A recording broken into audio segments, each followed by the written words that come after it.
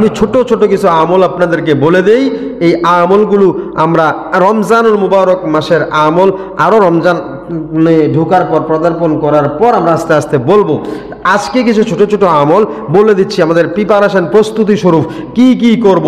রমজানুল মুবারক মাস আসছে এই বলে মানসিকভাবে সকলে প্রস্তুতি গ্রহণ করব।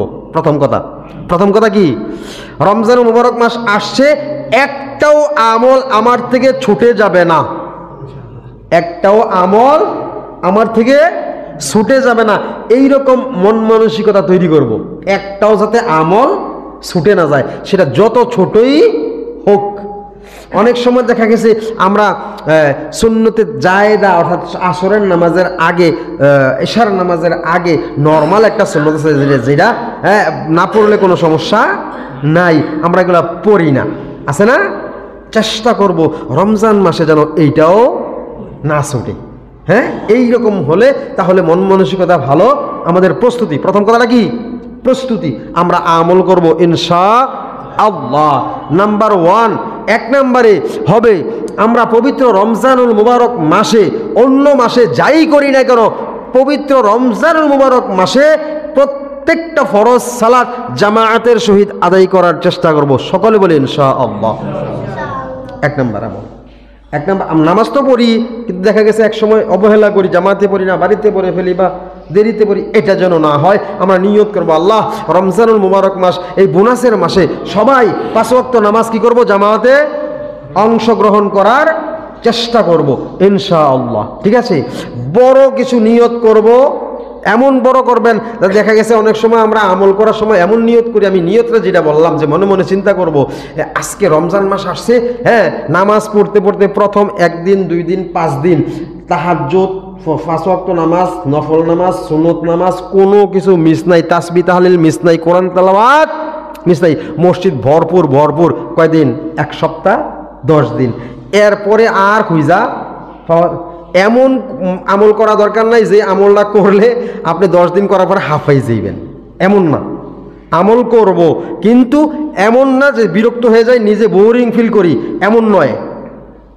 আস্তে ধীরে করে থাকবে, চলেন যেই নিয়মিত যেই আমলগুলো আছে ইনশাল্লাহ এগুলো করবো, পারলে অল্প অল্প কিছু বাড়াবো। হ্যাঁ, একদিনে বেশি করে করে এর পরের দিন আবার করবো না, এটা হলে হবে না, তখন ফরজও বাদ জায়গা। হ্যাঁ, এমনটা যেন না হয়। আমরা 5 ওয়াক্ত সালাত কি করবো, জামাতের সহিত আদায় করব। সকালে বলি ইনশাআল্লাহ। বেশি বেশি কোরআন তেলাওয়াত করব, বেশি বেশি কোরআন তেলাওয়াত করব। 3 নম্বরে বেশি কেনাকাটা করব না। আমি আগে বলে দিই, তারপরে আলোচনায় আসব। বেশি কেনাকাটা করব না, ইফতার সামনে নিয়ে দোয়া করব। তারপরে ধীরে ধীরে তারাবির সালাত আদায় করব। নারীদের ব্যস্ত না রাখবো, এই কথাটা বুঝছেন? নারীদের মহিলাদেরকে কি করব না, ব্যস্ত রাখবো না। অনেক সময় দেখা গেছে ইফতারি তৈরি করতে করতে মহিলারা নামাজ আদায় করা, কোরআন তেলাওয়াত করার সময় পায় না, হয় না? এমন হয়, একটু খেয়াল রাখবো। সম্ভব হলে নিজেরা একটু করব, আর যদি সম্ভব না হয় তাদেরকে কাজ অল্প দেবো, যাতে তারাও কোরআন তেলাওয়াতের নফল ইবাদতের সুযোগ পায়। তাদেরকে ইবাদত করতে হলে তাদেরকে সুযোগ করে দিতে হবে। হ্যাঁ, এই জন্য তাদেরকে ব্যস্ত রাখবো না। ঠিক আছে, তারপর তাহাজ্জুদ সালাত আদায় করব। রমজানুল মুবারক মাসে আমরা যেহেতু সেহরি খাই, তাহলে অবশ্যই আমরা অনেক রাত্রিতে উঠি। তো উঠলে এই সুযোগটা আমাদের হাতছাড়া করা যাবে না। তাহাজ্জুদ তো অন্য মাসে দেখা গেছে কষ্টের কারণে অনেকে উঠতে পারি না, এই মাসে যদি উঠতেই হয় তাহলে যেহেতু সজাগই থাকতে হয়, এটাকে মিস করে কি লাভ? অনেকে দেখা গেছে সেহরি খাইয়া ইচ্ছা মতো একটা ঘুম দেয়, কি কয় ভাত ঘুম না কি জানি একটা কয়, হ্যাঁ, এরকম। এটা না করব, এটা ফজরের নামাজ পড়ে ঘুমান, ভালো হয় না? ফজরের নামাজ পড়ে ঘুমাইলে আপনার সেহরির পরে তাহাজ্জুদ নামাজ পড়া হয়। 2 রাকাত, 4 রাকাত, 8 রাকাত, যত রাকাত মন চায় নফল নামাজ পড়েন। অনেকে আবার নির্ধারণ করে নিয়েছে 4 রাকাত। নফল নামাজ নির্ধারণ কি নাই, নফল নামাজের কোনো নির্ধারণ নাই, আপনি যত খুশি পড়তে পারেন। তাহাজ্জুদ নামাজ শুধু 4 রাকাত আমরা শুনে আসছি না, শুধু 4 রাকাত না, আপনি যতক্ষণ খুশি। আপনি রাত্রে 2টা বাজে 1টা বাজে উঠছেন, ওইটা সারা রাত নামাজ পড়েন না, সবটাই তাহাজ্জুদ, সবটাই কি তাহাজ্জুদ, নফল। এটা নির্ধারণ করব না, এভাবে তাহাজ্জুদ সালাত আদায় করব। তারপরে সোশ্যাল মিডিয়া, বর্তমানে এটাও আমি একটা কারণে নিয়ে আসছি, সোশ্যাল মিডিয়ার যেই ব্যবহার, এটাকে ইনশাল্লাহ কমিয়ে দেব সম্ভব, জরুরি ভিত্তিতে। অন্যথা এটা কি করব না, এইটা আপনি রোজা রাখছেন সারাদিন, অনেক যুবক ভাইয়ারা, আলোচনাগুলো সবাই শুনবে এই জন্য আমি উদ্দেশ্য করে বলছি, অনেক যুবক ভাইয়ারা, অনেক মা বোনেরা সময় কাটে না, কি করে না, রোজা থাকলে সময় কাটে না, মোবাইলে ভিডিও দেখা, টিকটক দেখা, ফেসবুক দেখা, এটা সেটা দেখা সময়টা কাটাইছে। রোজা কি হবে? হালকা রোজা, হালকা। হ্যাঁ, আহারে এই আমলগুলো, বদ আমলগুলো আমরা ছেড়ে দেবো ইনশাআল্লাহ। এটাই সোশ্যাল মিডিয়া। হ্যাঁ, এগুলো থেকে একটু দূরে থাকার চেষ্টা করব, কারণ আল্লাহ তাআলা জানতেন যে আখিরি জমানায় অ্যান্ড্রয়েড মোবাইল বাড়িব, হাতে হাতে এই সিস্টেমটা বাড়িয়ে যাবে, একটা আকর্ষণীয় জিনিস। এই জন্য বিশাল লম্বা আকারে আল্লাহ তাআলা কালামুল্লাহ শরীফ নাজিল করে রেখেছেন, যাতে করে সময় কাটানোর একটা মাধ্যম থাকে। আসেনি? সময় কাটানোর একটা মাধ্যম আছে। এই জন্য আমরা সোশ্যাল মিডিয়ায় মোবাইলে না ঢুকে কোরআন তেলাওয়াত করব। আর যদি মোবাইল রাখতেই হয়, মোবাইলে লাগবে, মোবাইলে কোরআনের অ্যাপ ঢুকাই দেন। শুধু আপনি পড়তে পারেন না, শুনতেও পারবেন, শোনারও সিস্টেম আছে। এরকম অ্যাপ আছে, তেলাওয়াত করে আপনাকে শোনাবে। 30 পারা তেলাওয়াত আছে, আপনি শুনেন, পড়তে পারেন না, মোবাইলে যখন হাতে রাখা লাগবে শুনেন, সমস্যা কি? কোরআন তেলাওয়াত শুনতে থাকেন, অন্য কিছু না শুনি, ডাউনলোড করে রাখলে আর অ্যাডভার্টাইজ আসবে না। আচ্ছা, তারপর শেষ দশকে কদর তালাশ করব ইনশাআল্লাহ, বলি সকলে ইনশাআল্লাহ। অতিরিক্ত ভোজ না করা, অর্থাৎ ভোজ বুঝছেন, অতিরিক্ত খাবার, আমরা যেটাকে বলি খাইলে হিসাব নাই, খাইলে কি নাই, হিসাব নাই। না না, কে বলছে আপনাকে হিসাব নাই? হ্যাঁ, একজনে ভাত খাওয়ার সময় তরকারির আইটেম থাকবে 20টা, আরেকজনে একটা দিয়ে খাইতে পারে না। একটু খেয়াল রাখতে হবে। এখানে আল্লাহ বললেন লাআল্লাকুম তাত্তাকুন, যাতে তোমরা কি করতে পারো, ফরেজগারি অর্জন করতে পারো। এটার নাম কি? ফরেজগারি। আপনি 20-25 রকমের আইটেম তরকারি দিয়ে খাবেন, আরেকজন একটা দিয়ে খাইতে পারে না, এটার নাম ফরেজগারি? মুত্তাকি অর্জন? নো, এটা নয়। আল্লাহ মুত্তাকি অর্জন করার জন্য রমজান দিয়েছে। তাহলে মুত্তাকি অর্জন করতে হলে আরেক ভাই কষ্ট পাবে, আমি 20 আইটেম খাইতে পারি না, তার দিকে খেয়াল করব, তার দিকে খেয়াল করব। ঠিক আছে? বেশি ভোজ, এই যে বললাম, বেশি খাইতে গেলে বেশি আইটেম মহিলারা, মা বোনেরা তৈরি করা লাগবে না। তৈরি করতে গেলে তারা কোরআন তেলাওয়াত মিস হয়, নফল নামাজ মিস হয়, তারা ব্যস্ত থাকে, সারাদিন দৌড়ানো থাকে। এটার জন্য আপনাকে জব দিতে হবে, এত আইটেম কেন করলেন? খাবেন অল্প পরিমাণে, যাতে করে কারো কোনো আমলেও ক্ষতি না হয়, আপনারও মুত্তাকি অর্জন করতে কোনো সমস্যা না হয়। আমি 2 নম্বরে যেটা বলতেছিলাম, বেশি বেশি কোরআন তেলাওয়াত করব। বেশি বেশি কি করব? কোরআন তেলাওয়াত করব। এই কোরআন তেলাওয়াত, আহারে আল্লাহু আকবার। আপনি দেখেন কোরআন তেলাওয়াতের যে মর্যাদা, কোরআনের কি মর্যাদা, আমি আপনাকে অনেক সময় ব্যাপারটা বুঝাই। কোরআনের কি সম্মান। কোরআন পৃথিবীতে নিয়ে এসেছিল হযরত জিবরাইল আলাইহিস সালাম। কে? হযরত জিবরাইল।